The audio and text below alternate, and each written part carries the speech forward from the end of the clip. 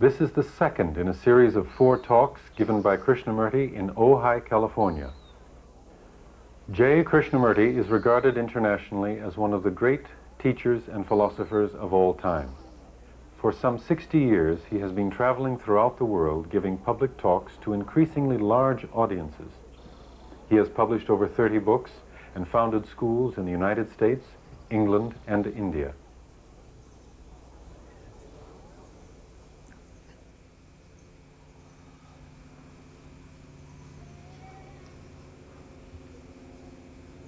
If one may remind you again, this is not a lecture. Lectures are meant to convey or give instructions, informations and guidance. So this is not a lecture. But we are going to take a journey together into an extensive field of the psyche. In the psychological realm, which, though there have been great many descriptions,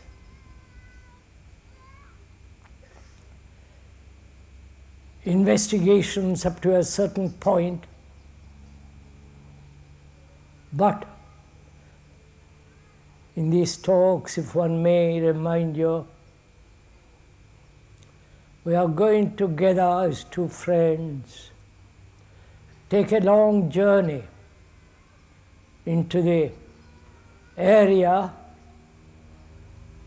of the whole psychological states. If we have time, and if we can go to the very end of it, not stop in the middle of something which you may not like or dislike. One must take the journey to the very end of things. We was also saying that thought has done the most extraordinary things in the world. Technological world, from the neutron bombs, missiles, the computers, and the whole area of communication, rapid travel and so on. Thought has been responsible for all that. For great surgery, medicine,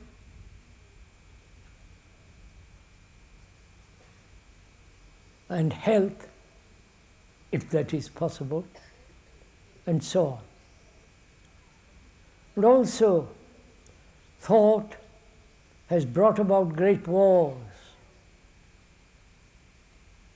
In the last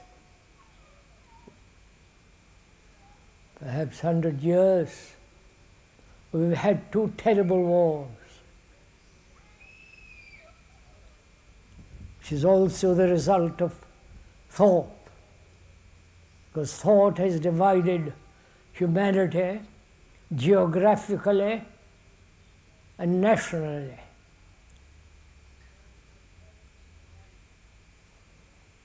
And also thought has divided humanity, the world, as Christians, Buddhists, Hindus and Muslims. And as we were saying, where there is division, as American and Russian, European and South Africans and so on, there must be conflict, there must be war. People are killing by the thousands.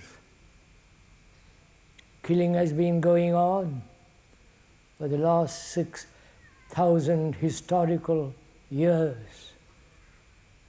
Practically every year there is a war. And man, during all these 40, 50,000 years, this long duration of evolution, has not stopped killing each other or destroying nature, more especially now. Thought has not created nature, the tiger, the wolf, and the marvelous trees and flowers. But thought has created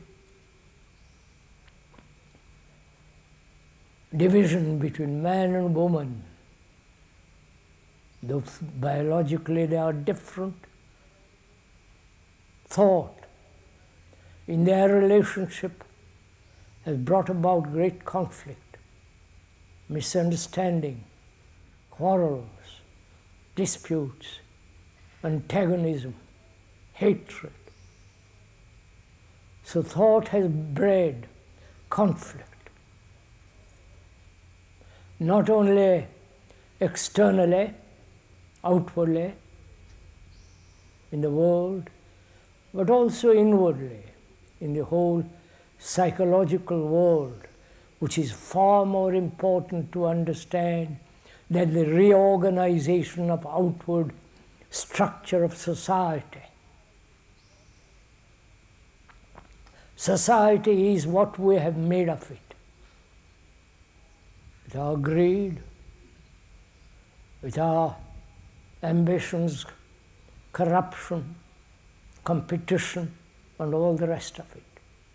So we have made the society, which is disintegrating, becoming dangerous, as we are, as human beings, are degenerating and becoming dangerous, killing, kidnapping, terrorism. Went into this yesterday, and we said also that thought, thinking, has been responsible for the religious divisions as Christians, with all its subdivisions.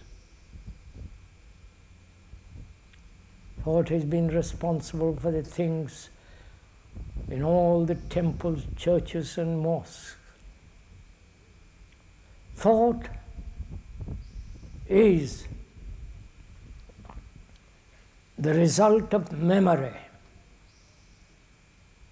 If we had no memory, there would be no thinking. Memory is based on knowledge and experience. There is no complete experience about anything. There is always the more,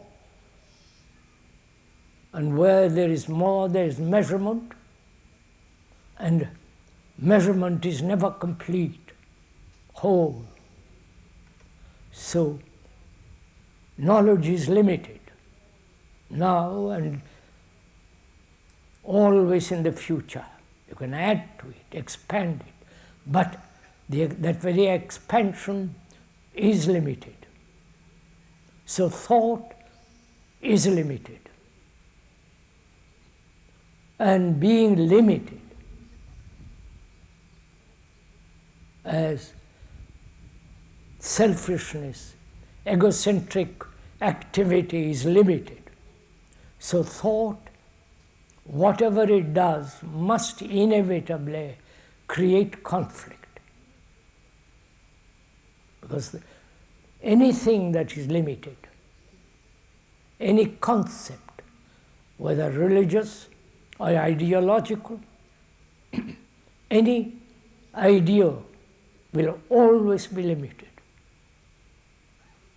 And therefore it must breed extraordinary conflict between human beings.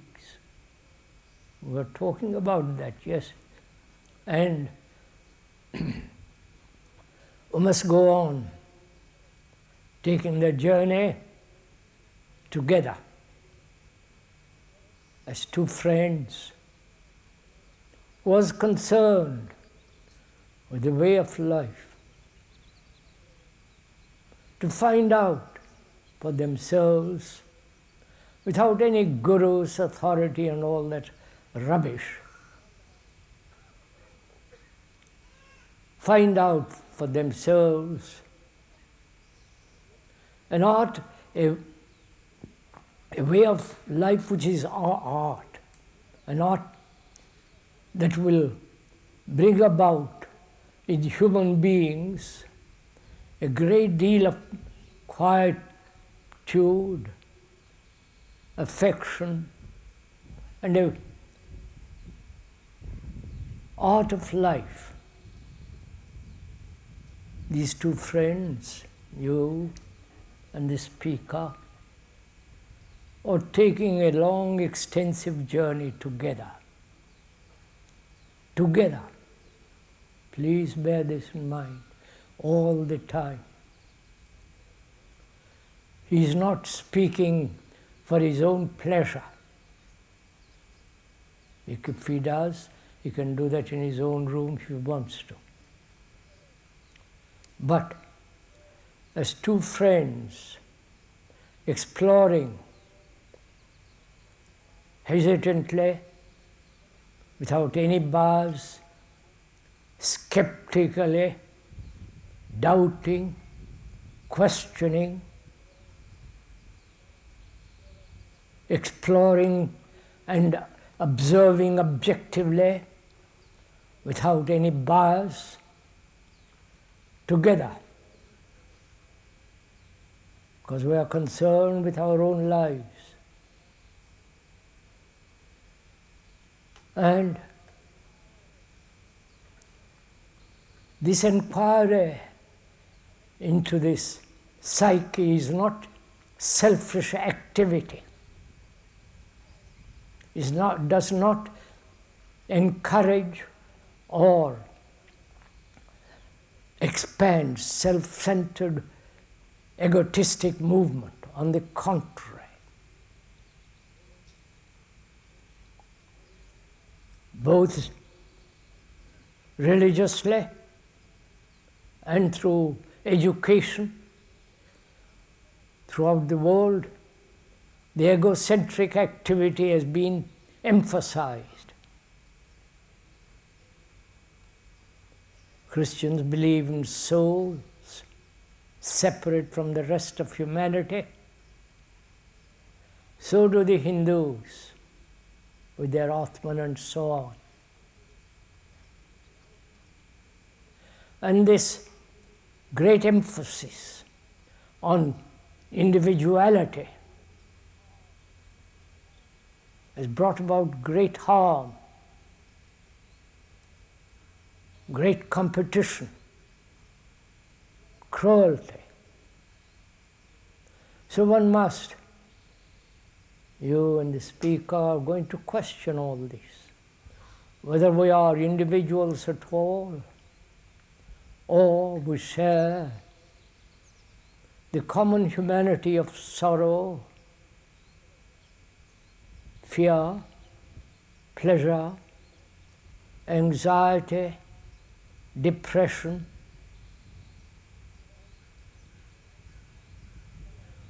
and the fear of the unknown, death.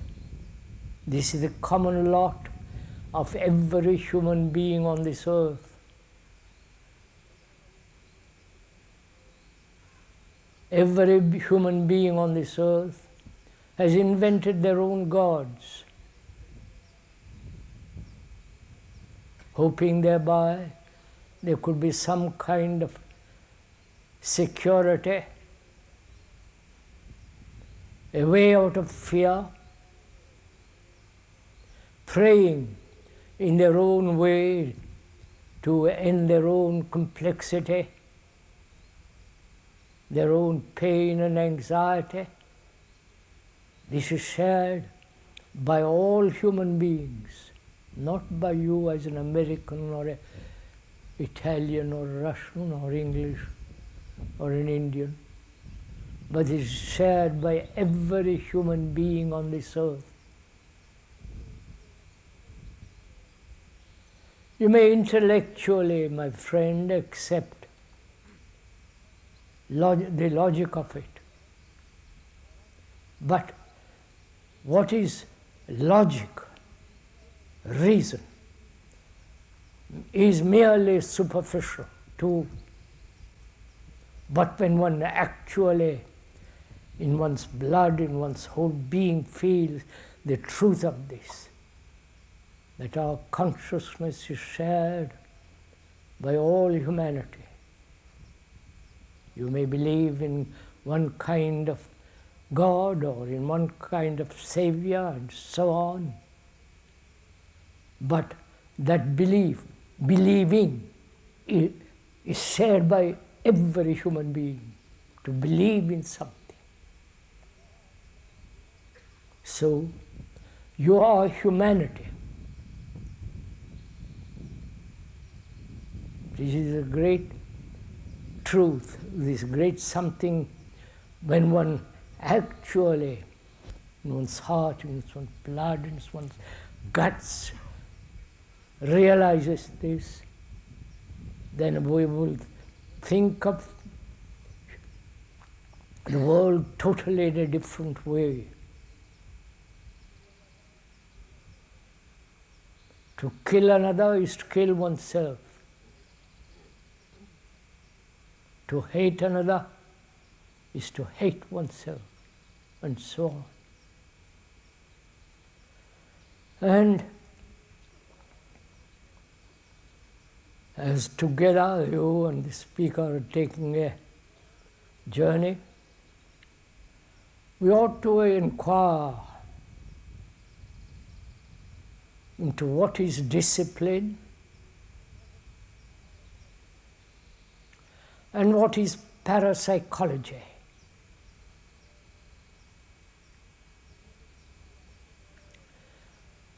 Many people are concerned with the parapsychology, with the occultism, reading thought and awakening Kundalini. You've heard all that kind of stuff, haven't you? Going to India to find out, or to Tibet if you can get there, you can't anymore. Or go to Japan, find out all the rest of this stuff. The speaker has been from childhood involved in all this. Forgive me for being a little personal. He knows a great deal or something for all that. But all these things are like a pleasant day or a lovely afternoon that pass away, and they have utterly no importance whatsoever.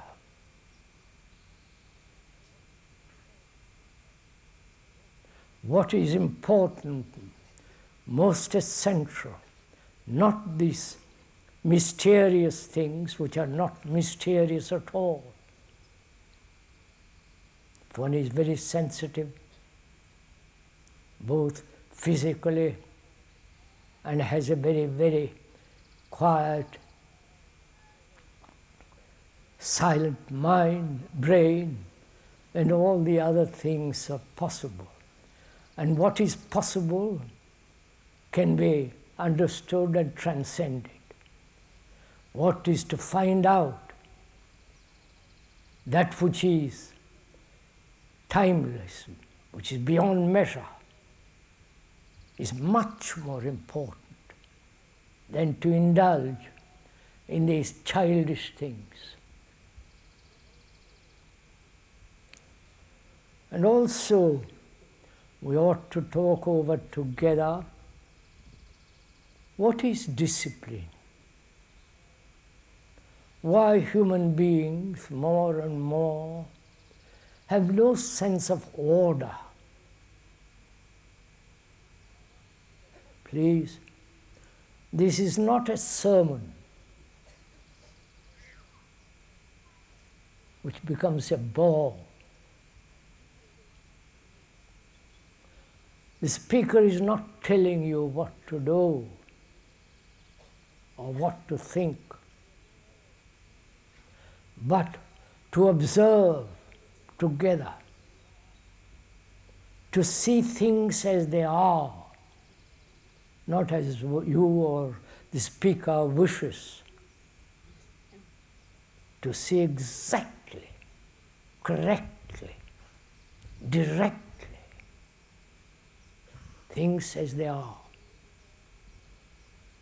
We live in a very disordered world, chaotic, contradictory, cruel world. And this has been the result of long 40,000 years of evolution. And we have come to this chaotic state. And in observing that, what is order? Is there any order at all? Or must man, human beings, live perpetually in disorder, not only externally, but also inwardly?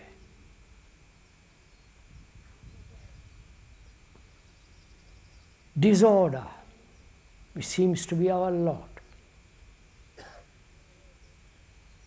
To think clearly, objectively, it seems almost impossible.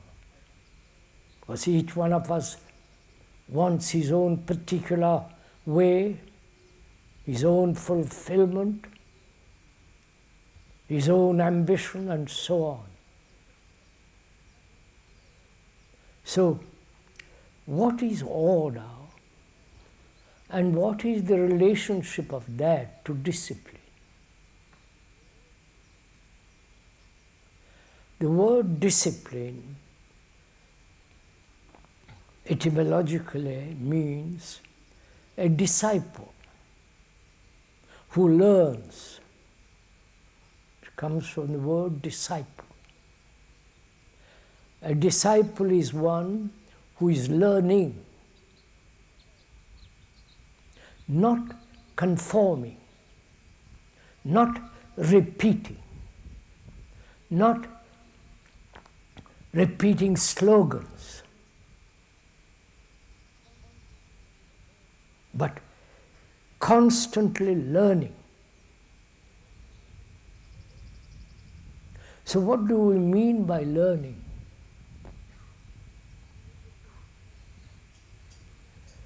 When you go to school, college, university, you learn from books, from the professors, from the teachers, and memorize. That memory is necessary up to a certain point to have a vocation, a job. Either one uses that memory skillfully or sloppily. So, learning, so far as we understand it generally, is to memorize. You read a book about mathematics or computers, what you like, what you will, and memorize from that act. So it becomes mechanical. So is there a learning? Please inquire with the speaker. He's asking the friend who is walking along, taking the journey together. He's asking him what he's actually learning.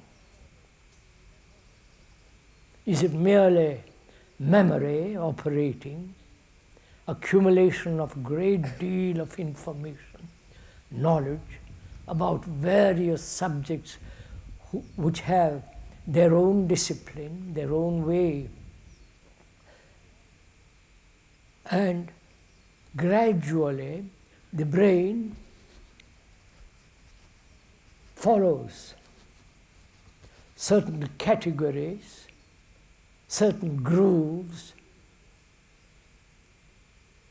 and so those grooves and categories and specializations become a means of accumulating knowledge, memory, and operating from that memory. This is what we call learning.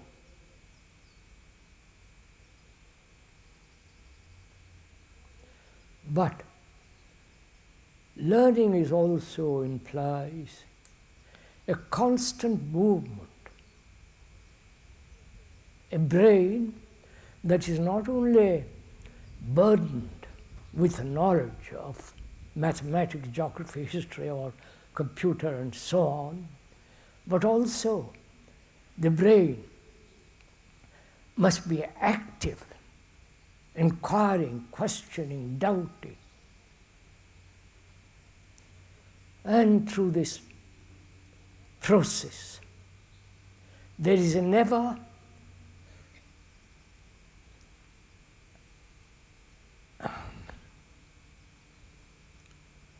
I'm finding the right word. There is never static state.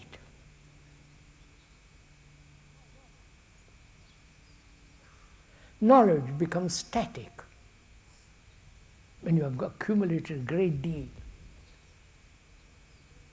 It becomes repetitive, static. But learning is a movement. And therefore it's never static, it's living.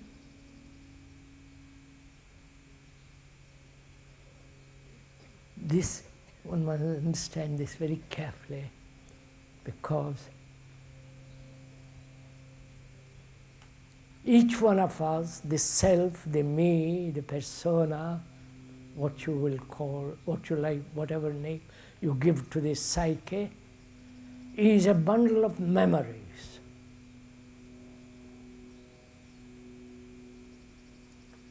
We may think we are great spiritual entities, gods, or all the rest of that business, but it's still memory.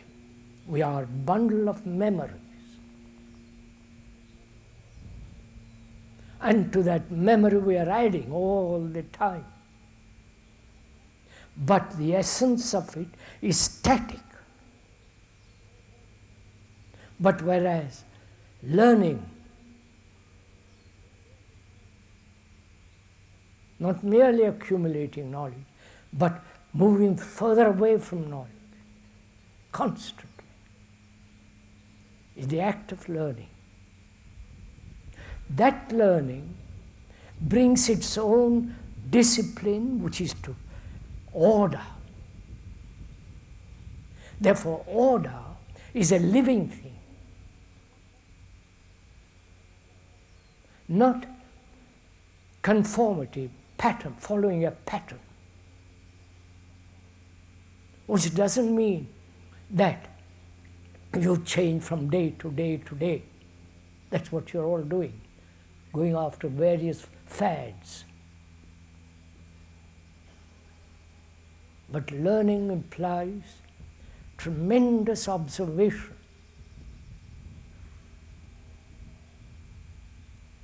Observation without motive.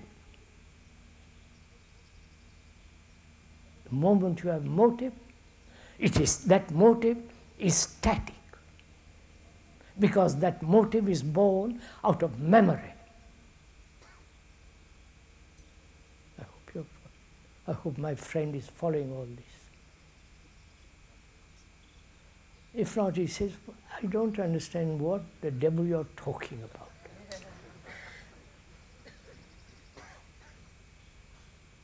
We all live by motives.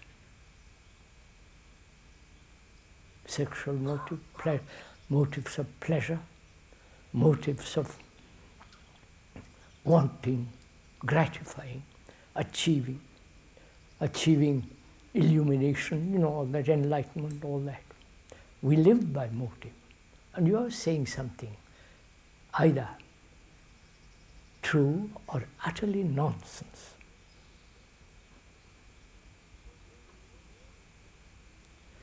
Where the word motive, the root meaning of that word is to move. To move not in a particular direction,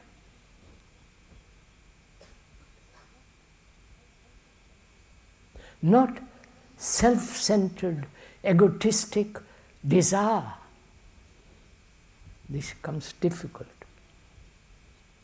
Because a motive implies, as we said, motive is born out of memory.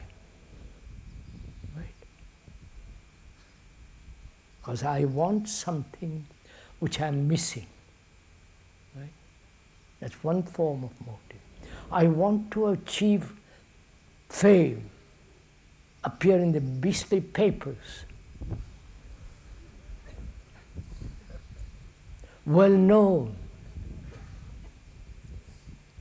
power, position.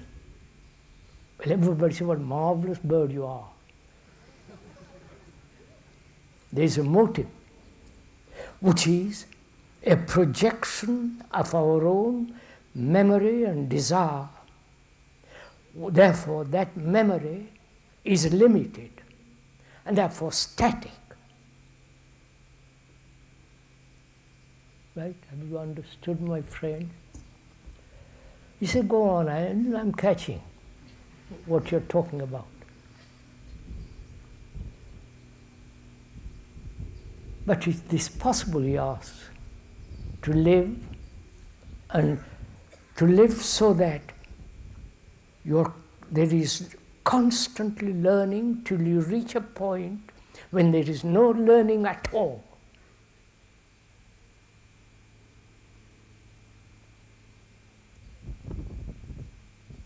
Because what is there to learn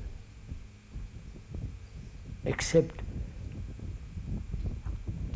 mathematics, engineering, science, and so on, technological learning? Apart from all that, what is there to learn? Please, you understand? Go slowly, my friend. She says to me, to the speaker, go slow. My brain doesn't work as rapidly as yourself. That's a form of flattery which the speaker is not falling to. So he says, explain a little more, because we are talking about order. This order can only be understood and lived, not merely intellectually understood, but lived in daily life. That order comes only when the static movement of the self as memory with its motive is no longer operating. Because the self is a bundle of memories.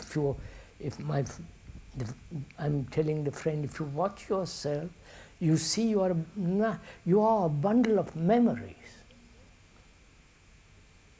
And those memories to those memories can be added a great deal, but it's still memory.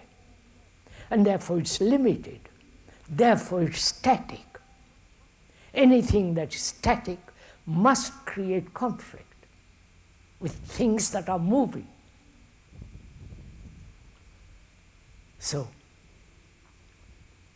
find out,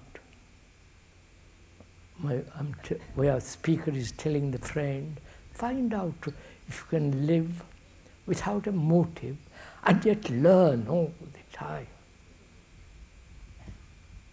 Till you come to a point when there is nothing to learn anymore. We'll go into that presently. So that there is complete order.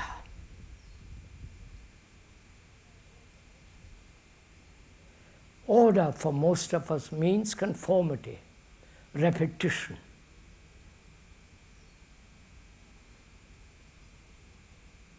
Adjustment. Always from a center, adjusting. So order is a living thing, not a blueprint. And that order brings an extraordinary sense of stability. It gives great strength from which, as the earth from which trees, everything grows, this sense of great stability, strength, from which every other thing can flow. So my friend says, it all sounds marvelous, verbally, but I don't quite capture what you're talking about. I understand it vaguely, but perhaps I'll capture it one day. And the speaker says, you'll never capture it one day. Either you capture it now, and if you don't understand it now, you will never understand it tomorrow.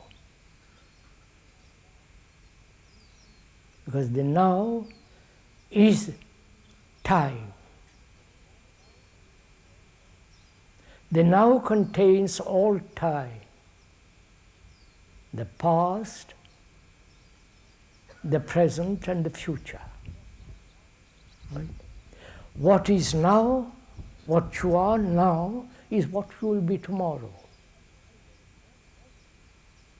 Unless you radically change now, you will be, the future is what you are now.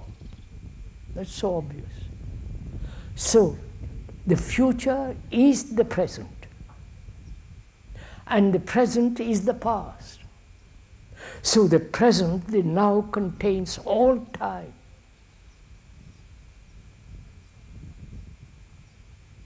And my friend says, when he says, I will think about it and perhaps eventually get it,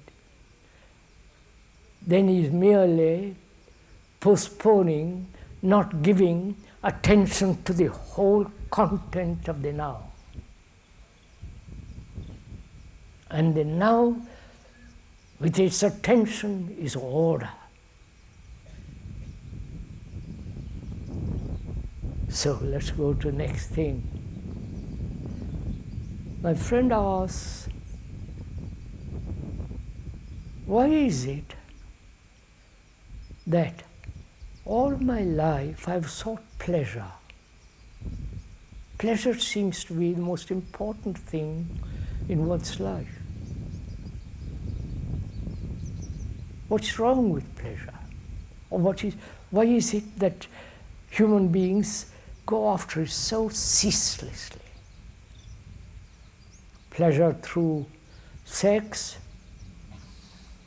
pleasure through possessions, pleasure through power, fame, notoriety, pleasure through writing a book, It may be a failure. People may not buy it, but the pleasure of writing it. Pleasure seems to be a common lot of humanity.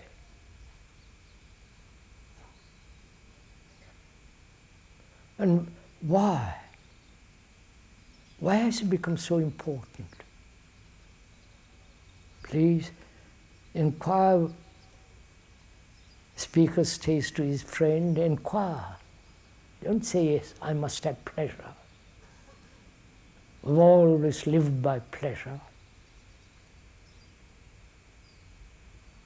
Fulfillment, gratification, achievement.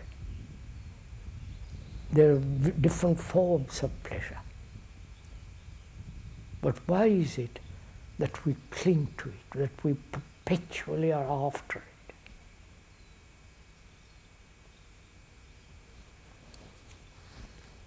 We take drugs, alcohol, with all its misery, but it's pleasurable. The immediacy of pleasure. You understand? Not the postponement of pleasure.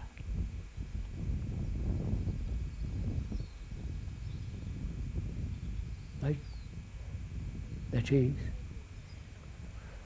where there is pleasure now at the second, there is no interference or interpretation of thought. Pleasure, at the second there is the pleasure, then a few seconds later thought creates the image of that pleasure, of that sensation, and then pursues that. Right, my friend, do you understand this?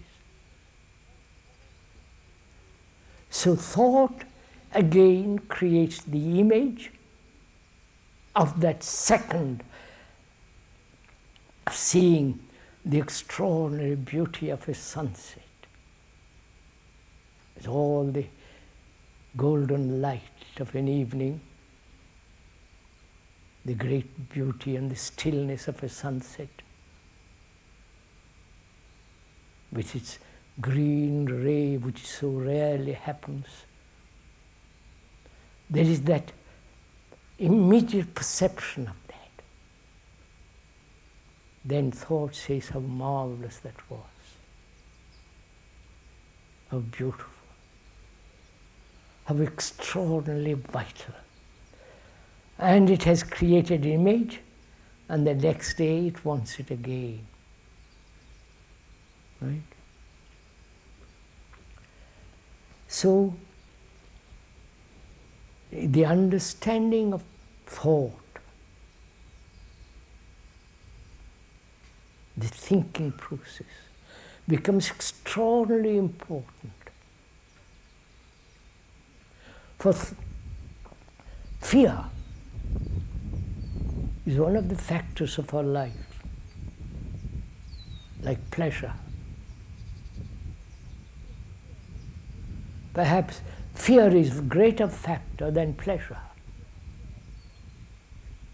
Fear of not having pleasure.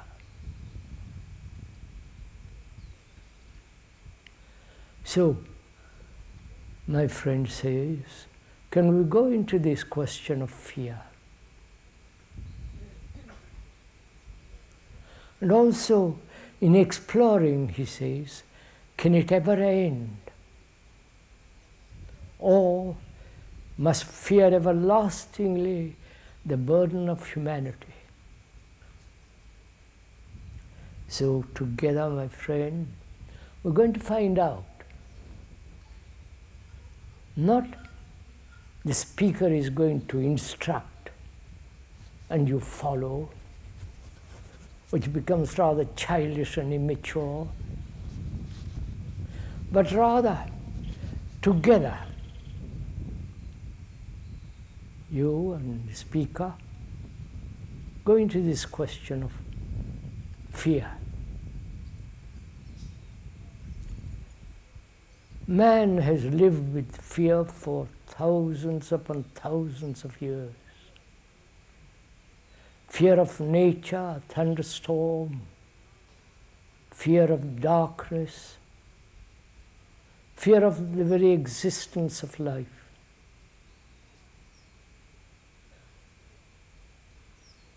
Fear of your neighbor, of one's wife or husband. Fear of not achieving, fear of being failure, especially in this country where success is worshipped. Don't you all want success? Of course, we all do. And most of us, unfortunately or fortunately, are not great successes, except perhaps few politicians and the gurus which accumulate money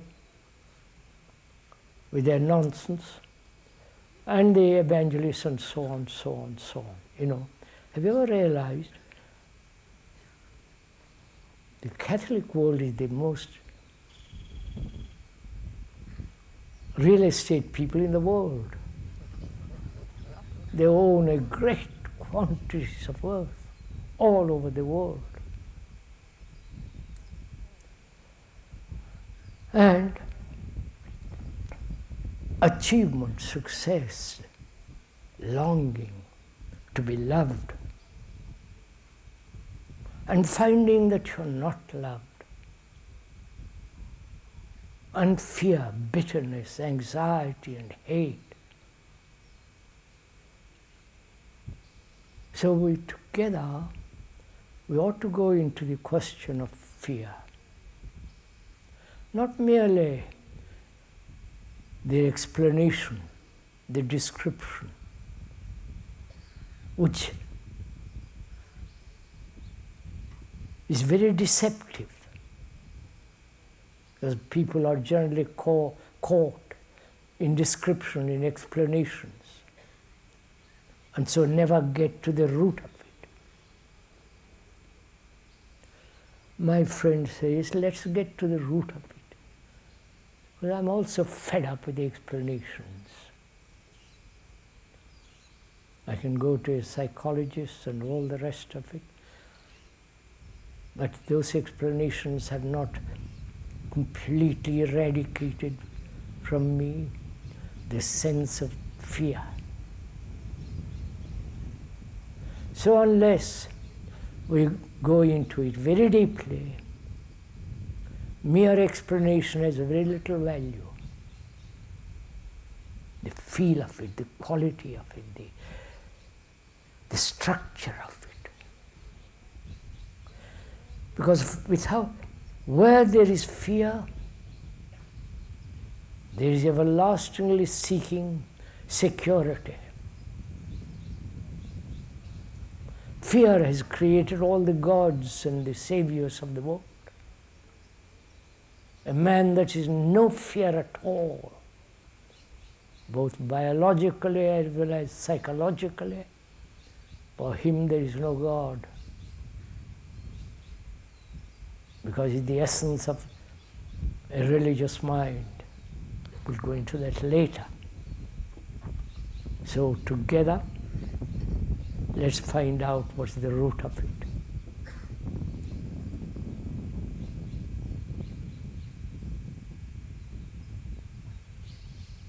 Will you find out, or will the speaker find out and tell you about it? Which means, is your brain, the speaker asking his friend, is your brain active enough, passionate enough, has energy to find out? Or you're merely verbally wanting something to find out. But if you have that intensity to find out, we'll go together into it. First of all, Time is a factor of fear. Time as yesterday, of which we know, because yesterday's memory is stored in the brain, and tomorrow is uncertain. Tomorrow may extend 1,000 tomorrows. But tomorrow is uncertain, therefore there is fear. I might lose. I might not gain. I might find myself lonely, desperate, anxious. So, time as a factor of fear is obvious.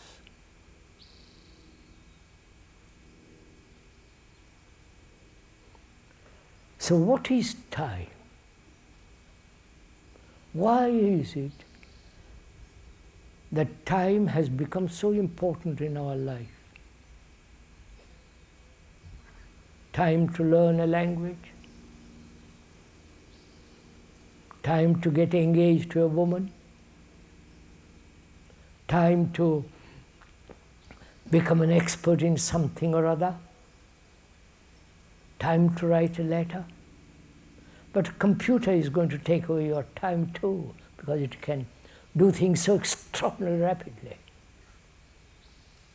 I do not know if this is the moment to talk about the computer. Perhaps we will, because it's rather interesting. We've been talking to the experts about it, specialists who are producing computers. They can do almost everything that man can do, except perhaps be affectionate to another.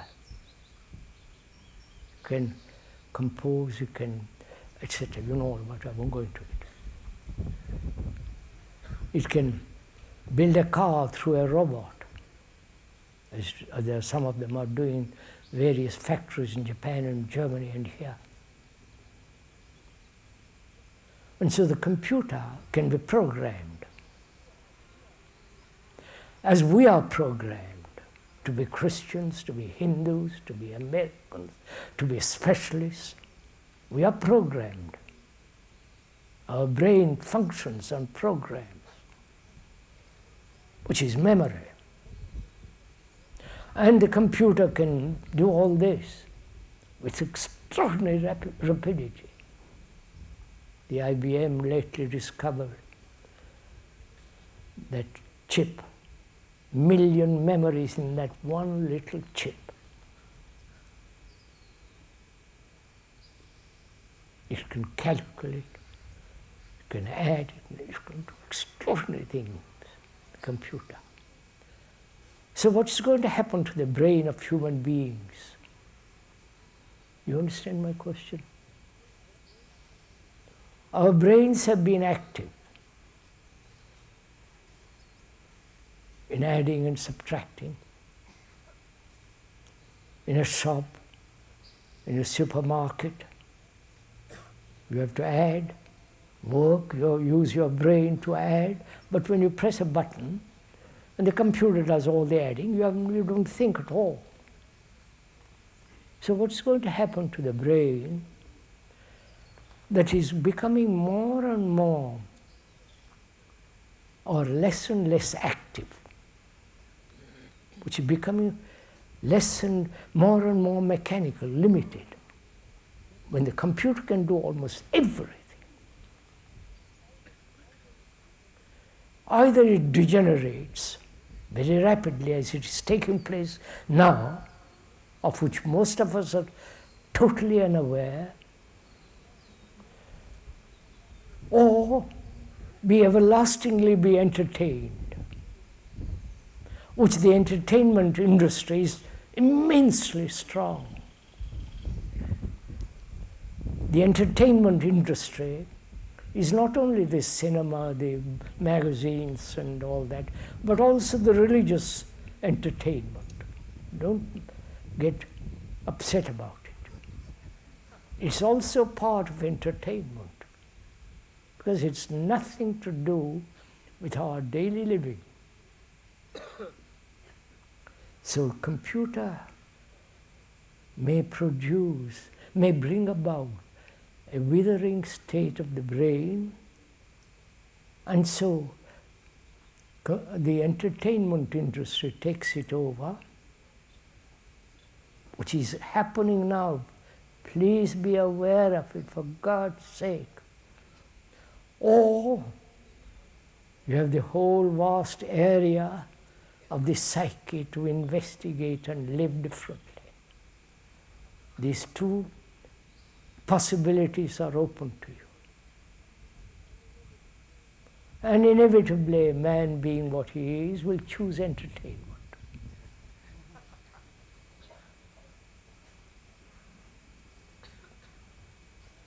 So we must come back and find out what is the root of fear. We said time. Time is the most extraordinary, complex thing.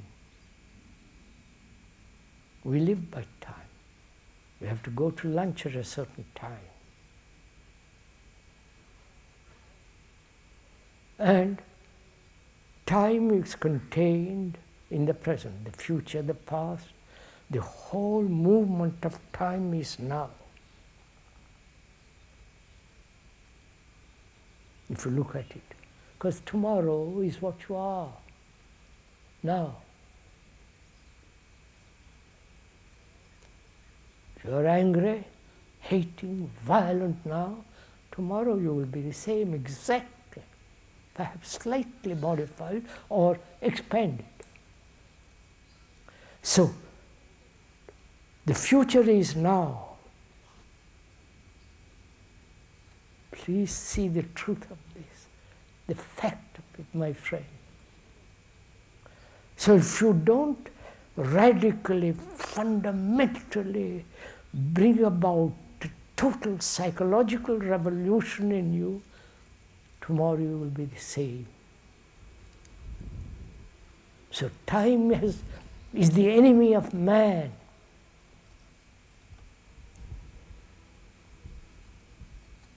Please see it. So time is a factor of fear. I have a job, I better lose it. My wife can run away, leave me alone. Jealousy and all the rest of it follows. So time is the basic root cause of fear.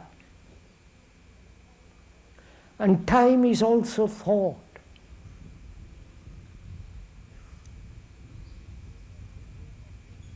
Both are movements, both psychologically and outwardly, externally.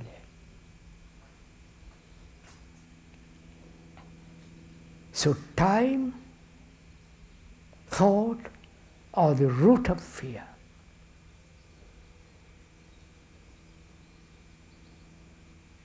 It's a fact. Then my friend asked, how in heaven's name can I stop time thinking? How can I have to go to the office? That's time is necessary there. But time, you are saying to me, inwardly, psychologically, when you use time to become, to be, to drive, etc., that time is the enemy. Because tomorrow is what you are now. Therefore, unless you profoundly change, now, tomorrow is the enemy. So, fear, of which you are all well aware, every human being on this earth knows fear. The calamity of that. the sadness of that, and the brutality of fear. That's what's happening, the brutality of ideologies. Russian ideology and the democratic ideology. Yourselves should know, look into it carefully. So time, thought are the root of fear. Have I, my friend asked, to stop this movement of time and thought? The speaker says then, that's a wrong question.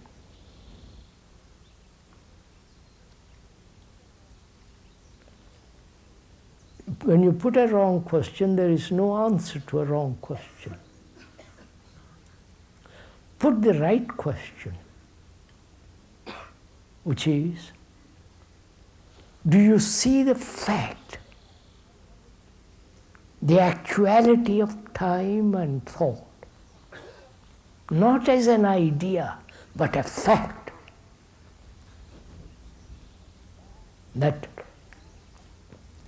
what you are, you will be.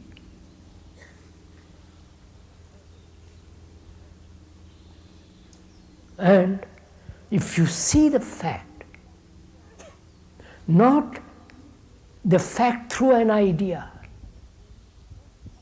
Do you understand? Our brains first capture the idea and then apply the idea to the fact. The word idea in Greek and so on is not only other different meanings to it, but idea means to observe, not through observation come to a conclusion, just to observe. When you so deeply observe with passion, intensity, which is to give your attention to time and thought, then there is no fear at all. My friend says, at the moment when you're expressing this, I understand it.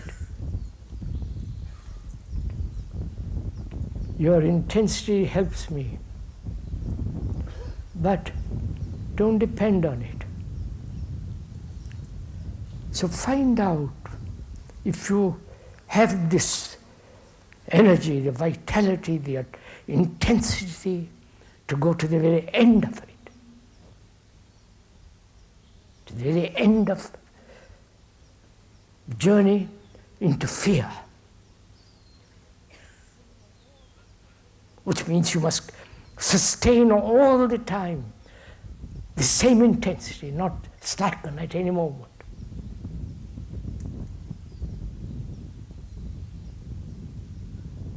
Go with the same intensity, the same movement till you come to the end of it. But most of us waste our energy through chattering, endlessly chattering, gossiping, criticizing, backbiting. And also we waste our energy in conflict, perpetual quarrels with each other. We waste our energy trying to become something. There is no becoming something at all. There is only what is and the complete changing of what is.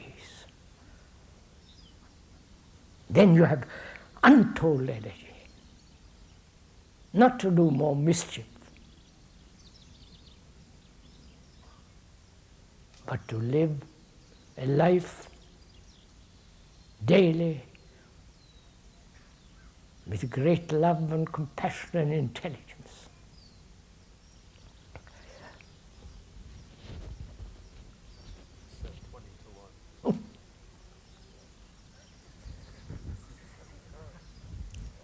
I'll stop today and we'll continue Saturday and Sunday, next Sunday, Saturday and Sunday.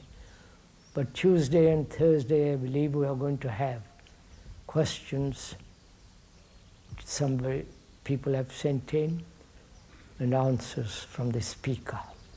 Not answers, we're going to investigate these questions together.